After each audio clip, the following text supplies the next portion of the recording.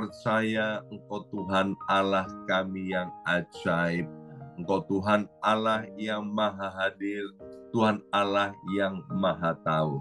Terima kasih Bapa untuk kasih kebaikan-Mu yang selalu baru tiap pagi, yang tidak ada habis-habisnya dalam hidup kami ini. Mari kita berdoa bersama-sama, ulangi seperti apa yang saya ucapkan. Bapa kami yang ada di dalam surga, dikuduskanlah nama-Mu. Datanglah kerajaan-Mu, jadilah kehendak-Mu di bumi ini seperti di dalam surga. Bapa yang baik, berikanlah kami pada hari ini rezeki yang menjadi bagian kami secukupnya, cukup untuk memberikan pinjaman kepada banyak bangsa, sedangkan kami sendiri tidak punya pinjaman, cukup untuk menjadi saksi Tuhan, mulai dari Yerusalem, Yudea, Samaria, sampai ke ujung-ujung bumi.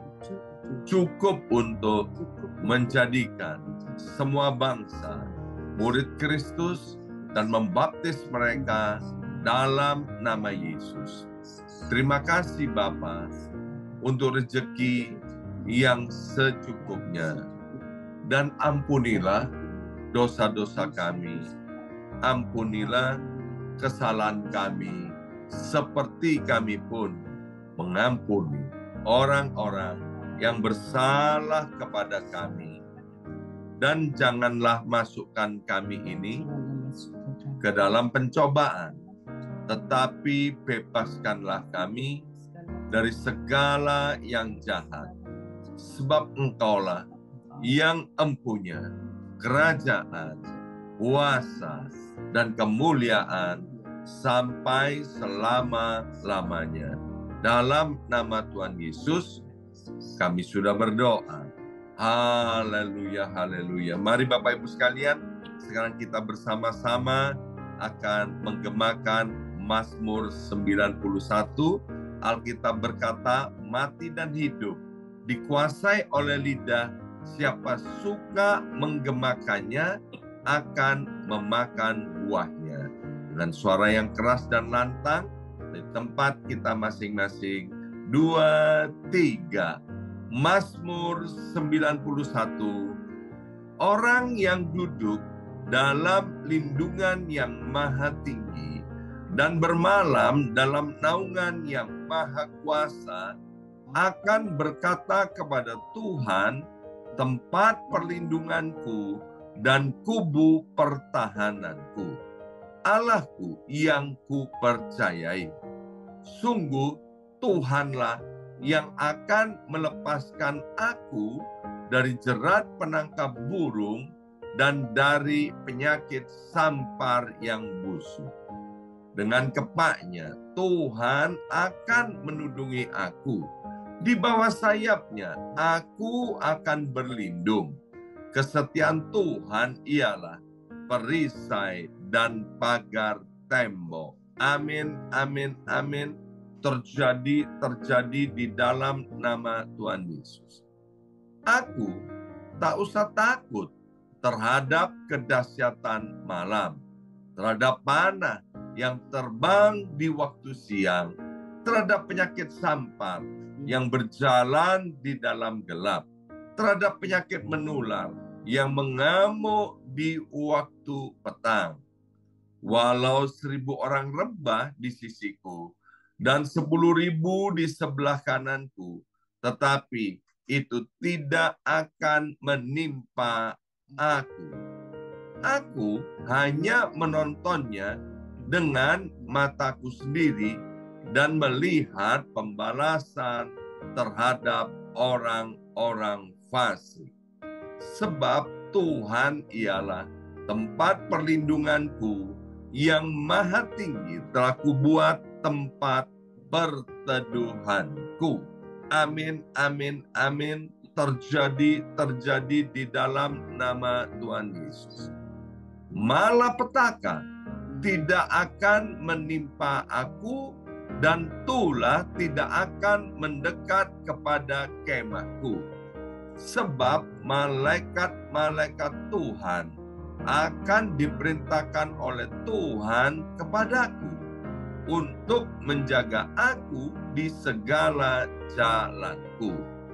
Para malaikat Tuhan akan menatang aku di atas tangannya, supaya kakiku jangan terantuk kepada batu.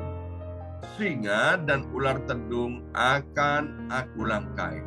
Aku akan menginjak anak singa dan ular naga. Amin, amin, amin. Terjadi di dalam nama Tuhan Yesus. Sungguh hatiku melekat kepada Tuhan, maka Tuhan akan meluputkan aku. Tuhan akan membentengi aku, sebab aku mengenal nama Tuhan.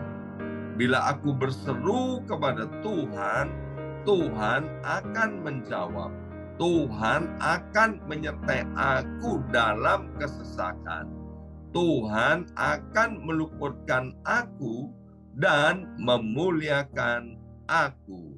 Dengan panjang umur akan Tuhan kenyangkan aku, dan akan Tuhan perlihatkan kepadaku keselamatan daripadanya. Amin, amin, amin. Terjadi di dalam nama Tuhan Yesus. Terima kasih Bapa. Sebentar kami akan mendengarkan sebagian daripada kebenaran firman Tuhan. Berbicara kepada setiap kami Bapa, dalam nama Yesus. Yang siap mendengarkan firman Tuhan, angkat jempolnya ke depan dan katakan amin 3 kali. Amin, amin, amin. Salam revival, salam kebangkitan. Semangat pagi. Semangat pagi. Ya, shalom Bapak Ibu sekalian, apa kabarnya? Luar biasa. Amin. Senang sekali hari ini Selasa 12 September 2023. Boleh bersama-sama kembali dengan Bapak Ibu sekalian. Dan hari ini kembali kita akan dilayani oleh Ibu Pendeta Hana Istati Rahayu. Ya, silakan Bu Jim. Ya, pada pagi hari ini di Amerika dan sore hari di Indonesia, kita akan belajar bersama-sama dengan satu tema, jangan menjadi bejana yang hancur. Saudaraku, keberadaan manusia yang jatuh dalam dosa karena makan buah pengetahuan baik dan jahat, maka kita dapati bahwa ada satu sistem kehidupan yang lain yang terinstal masuk ke dalam diri manusia, ya, sehingga hubungan kita dengan Tuhan dan untuk mendengar suara Tuhan itu menjadi sumber kehidupan sejati, tidak lagi menjadi satu hal yang utama di dalam kehidupan kita. Manusia sering cenderung untuk mengandalkan kemanusiaannya sendiri dan daripada mendengar suara Tuhan. Padahal firman Tuhan dalam Yeremia 17 ayat 5 berkata, terkutuklah orang yang mengandalkan manusia, yang mengandalkan kekuatannya sendiri, dan yang hatinya menjauh daripada Tuhan. Ia akan seperti semak bulus di padang belantara, dan ia tidak akan mengalami datangnya keadaan baik. Keadaan baik selalu terjadi, tapi tidak pernah mengalami. Ia akan tinggal di tanah angus, di padang gurun, di negeri pasir, padang asin yang tidak berpenduduk. Saudara, repotnya manusia ini cenderung terus untuk menjalani kehidupan yang mengandalkan kemanusiaan demi bisa keluar dari semua masalahnya. Mereka cenderung untuk tidak mendengar suara Tuhan, ya, karena kehidupan dari Adam dan Hawa yang jatuh dalam dosa itu ada sesuatu kehidupan yang terinstal yang masuk dalam diri kita, sehingga kadang-kadang kita ini sering tidak juga mau mendengarkan suara Tuhan. Saudara, kita pun jadi mengabaikan hubungan kita dengan Tuhan. Tidak mendengar suara Tuhan terlebih dahulu, tidak pikir dulu, dan akhirnya kita bertindak ke sesuatu yang salah. Kita menganggap dengan mengikuti aliran sistem dunia, flow dunia ini, kita merasa normal-normal dan wajar-wajar saja. Tapi kita lihat bahwa begitulah kehidupan manusia pada umumnya, mengikuti hal lain dari dunia. Ketika Tuhan menghendaki kita untuk hanya mendengar suara Tuhan, maka dibutuhkan ada satu tekad yang kuat dalam diri kita untuk kita mau membongkar kebiasaan lama kita dan mengandalkan kekuatan kita sendiri. Itu harus kita bongkar, kita harus punya tekad kuat untuk kita menerima firman Tuhan, mendengarkan firman Tuhan. Saudara, kita lihat, kita harus melatih diri kita. Yang paling tepat membongkar segala kebiasaan lama kita, melatih diri kita untuk kita senantiasa ada di dalam hadirat Tuhan. Sampai Tuhan berfirman dan kita punya ketetapan untuk melakukan apa yang Tuhan perintahkan. Saudara, oleh karena itu, ayo kita mengambil satu tekad ya, setiap pagi untuk membuka diri untuk suara Tuhan dan arahan Tuhan, dan menyiapkan hati kita untuk kita rela mengganti segala rutinitas kita, segala rencana-rencana yang kita bikin sendiri untuk kita mengikuti rencana Tuhan. Saya merasa hal yang sangat penting sekali jika kita tidak dimulai dari sekarang. Maka kehidupan yang hanya dari Tuhanlah yang akan menjadikan kehidupan kita menjadi baik. Padahal Tuhan berkehendak untuk membawa kita kembali kepada kehidupan yang sungguh-sungguh hidup di dalam kehidupannya Tuhan sendiri. Saudara, oleh karena itu kita lihat bahwa Tuhan itu berkehendak untuk kita hidup di dalam suaranya, mendengar suaranya. Ulangan 28 ayat 1 berkata, jika engkau baik-baik mendengar suara Tuhan Allahmu dan melakukan dengan setia segala diperintahkannya yang kusampaikan kepadamu pada hari ini, maka Tuhan Allahmu akan mengangkat engkau di atas segala bangsa di muka bumi. Kita lihat di dalam Mazmur 1 dikatakan, berbahagialah orang yang tidak berjalan menurut nasihat orang fasik, yang tidak berdiri di antara orang berdosa, yang tidak duduk di dalam kumpulan cemooh, tetapi kesukaannya ialah Taurat Tuhan, merenungkan Taurat Tuhan siang dan malam. Ia seperti pohon yang ditanam di tepi aliran air, yang menghasilkan buahnya pada musimnya, tidak layu daunnya, dan apa saja yang dikerjakan berbuatnya berhasil. Saudara, selama ini ukuran keberhasilan kita selalu berpatokan kepada keberhasilan orang pada umumnya, yang memang mengejar standar dan target keberhasilan yang mereka tetapkan. Tapi kita sebagai orang percaya, keberhasilan dunia itu sangat berbeda jauh dengan apa yang menjadi keberhasilan di dalam arahan Tuhan. Contohnya, Yesus datang ke bumi dengan segala ketaatannya, ya. Dia harus menuju kepada kematiannya di kayu salib. Keberhasilan kemenangan Yesus, ya, untuk datang ke dunia dalam ketaatannya, tapi dia harus melalui kematian di kayu salib. Keberhasilan Daniel, ya, di dalam dia mengikuti ketaatan kepada Tuhan, tapi dia harus masuk kepada lubang singa. Kita lihat Sadrak, Mesak, Abednego, keberhasilannya dia karena ketaatannya, dia harus masuk dalam dapur api. Kita lihat kisah para rasul, mereka mati syahid dengan cara yang tidak manusiawi. Saudara, apakah mereka berhasil? Iya, mereka berhasil. Mereka hidup dalam ketaatan. Pertanyaannya, versi keberhasilan siapa yang mau kita ikuti? Pastikan kita mau mendengar suara Tuhan dan melakukannya.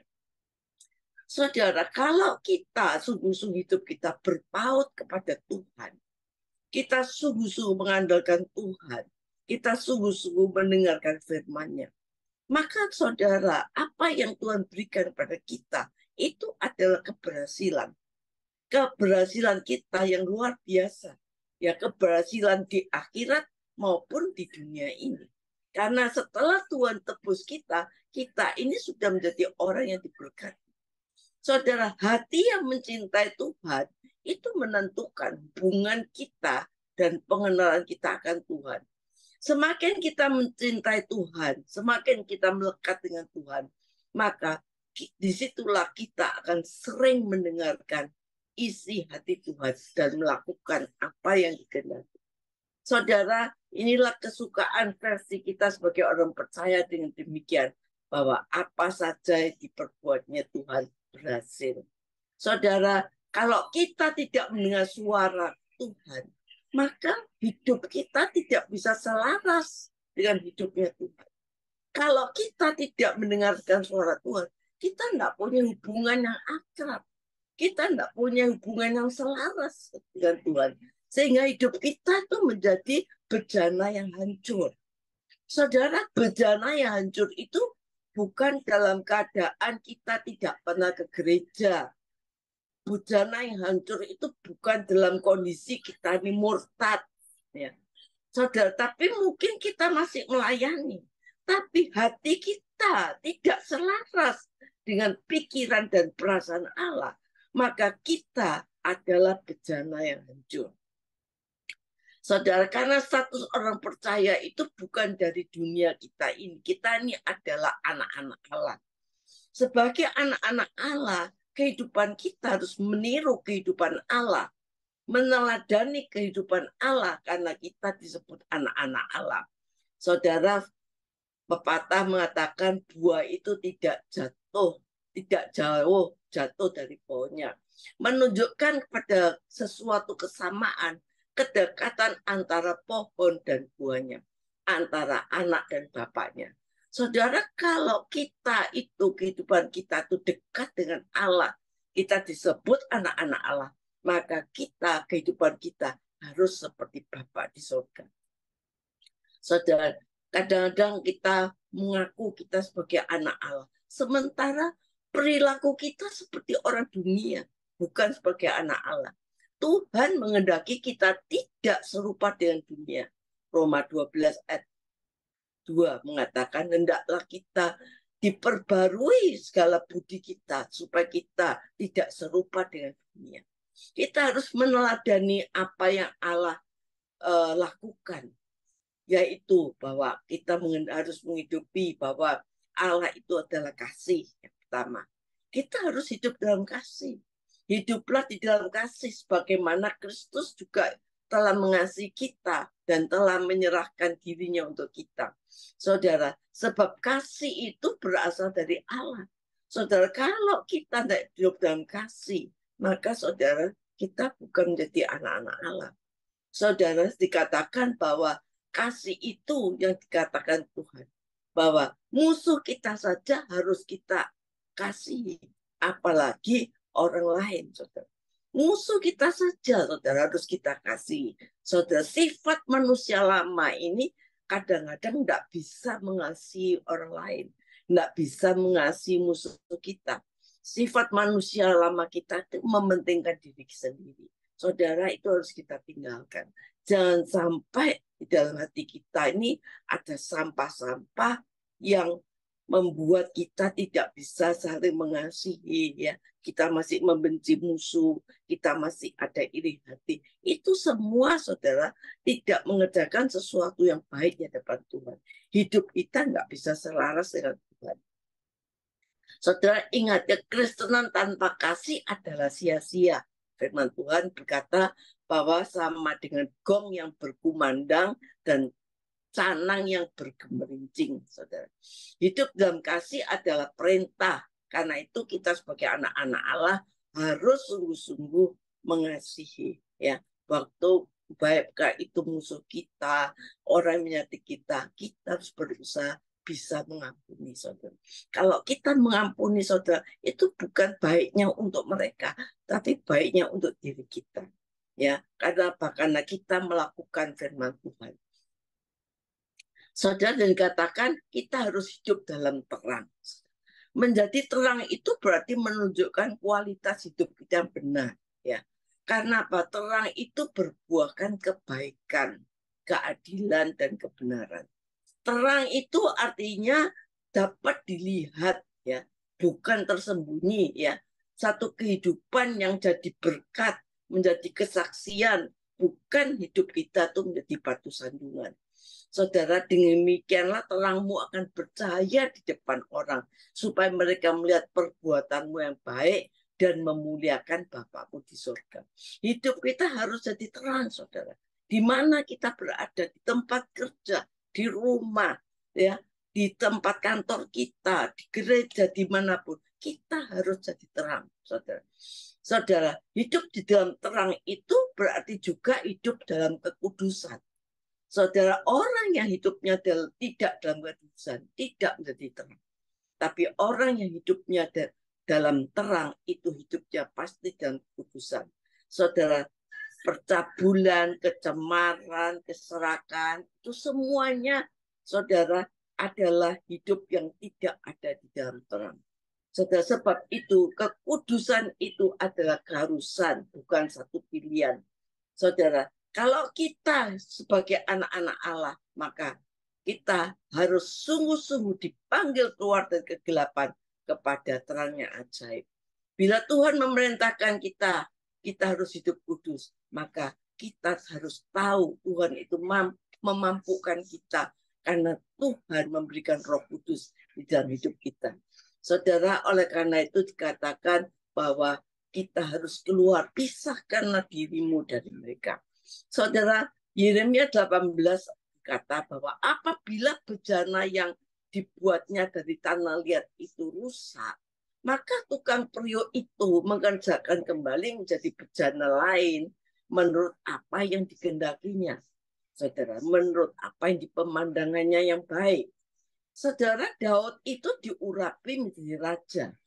Namun dia harus hidup dalam pengejaran Saul. Hosea itu dipakai Allah sebagai nabi.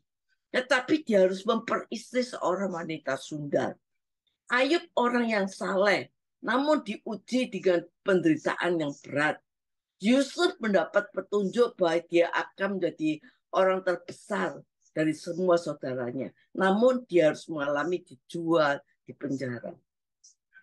Saudara, kalau kita lihat baik Daud, Hosea, Ayub, dan Yusuf, orang-orang yang diberkati Tuhan, namun tidak berarti bahwa mereka lepas bebas dari pergumulan. Masing-masing dari mereka bahkan diperhadapkan dengan persoalan yang rumit, yang melelahkan, saudara.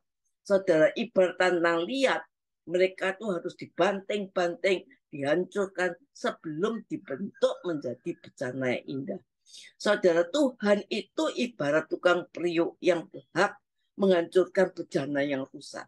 Sedangkan kita manusia berdosa yang sebagai bejana yang rusak, kadang-kadang saudara, kita itu mengalami peristiwa-peristiwa yang menyakitkan, ya, menyedihkan, menyesakkan, ya, yang menguras emosi kita, mungkin membuat kita merasa hancur, merasa kita serba nggak enak. Tapi dengan sarana itu, saudara, Tuhan membentuk hati kita. Tuhan membentuk kita untuk menjadi sesuai dengan apa yang dirancangkan. Bukankah kesabaran teruji jika kita berhasil menjalani proses-proses itu? Saudara, kita lihat kesetiaan teruji itu adalah sesuatu yang baik. Saudara, sesulit apapun Tuhan tidak pernah bermaksud menghancurkan kita. Ia sedang memperbarui kita, membentuk kita, sehingga kita akan menjadi bejana yang akan dipakai. Banyak orang mengatakan, saya ini sudah berdosa berat. Mungkinkah Tuhan itu mengampuni saya? Saya ini sudah tidak layak, sudah rusak. Mungkinkah Tuhan itu masih mau memakai saya? Saudara, jawabannya adalah iya.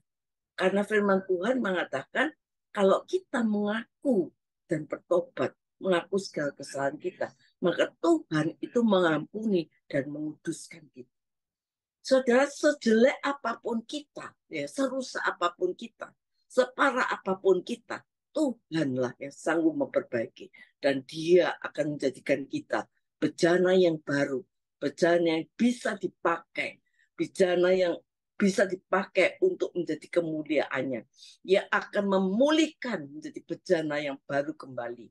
Saudara, oleh karena itu, ayo kita, kalau kita ada salah, saudara, firman Tuhan 1 Yohanes 1 ayat 9, kita setia mengaku dosa kita, Dia setia yang dengan adil, sehingga Dia mengampuni, bukan cuma mengampuni, menyucikan kita dari segala kejahatan. Saudara, oleh karena itu kita percaya apapun kesalahan kita, Tuhan itu sanggup membentuk kita menjadi sesuatu baru. Jangan merasa ada yang merasa tidak berharga. Jangan merasa ada yang tidak bisa. Semua Tuhan sanggup lakukan. Kalau kita dengan hati yang tulus, mau bertobat, mengaku semuanya, Tuhan sanggup membuat kita jadi bejana yang rusak, menjadi bejana yang dipakai untuk kemuliaan Tuhannya. Amin. Kami percaya Tuhan, mungkin daripada kita tidak ada yang sempurna, Tuhan. Kita sebagai manusia tidak ada yang sempurna. Tapi kami percaya kalau kita bersama Tuhan, kita akan menjadi sempurna. Tuhan, biarlah kita mau belajar untuk membuka diri Tuhan, untuk kita mendengarkan suara Tuhan, terlebih arahan Tuhan di dalam kehidupan kami. Sehingga kami tidak akan melakukan yang salah nanti di dalam segala perjalanan hidup kami. Tuhan, saat ini apabila kami dalam keadaan sebagai bejana yang sedang tiba, banting-banting, diremat-remat, dirusak. Tuhan, kami tahu Tuhan, apapun keadaan kami saat ini, itu semua untuk kebaikan kami. Karena Tuhan akan membentuk kami menjadi sesuatu yang lebih baik, menjadi lebih sempurna, menjadi lebih diberkati. Sehingga kami menjadi orang-orang yang menang, yang diberkati oleh Tuhan. Percaya Tuhan, saat ini apapun keadaan kami, Tuhan sanggup memulihkan kami menjadi baik. Ekonomi kami Tuhan pulihkan. Pekerjaan kami Tuhan pulihkan. Yang sakit Tuhan pulihkan. Rumah tangga yang hancur Tuhan pulihkan. Dan kami percaya pekerjaan kami, warga kami, rumah tangga kami akan menjadi berkat, menjadi terang, menjadi kesaksian bahwa kami punya Allah yang hidup, yang sanggup melakukan segala sesuatu yang tidak mungkin menjadi mungkin. Amin.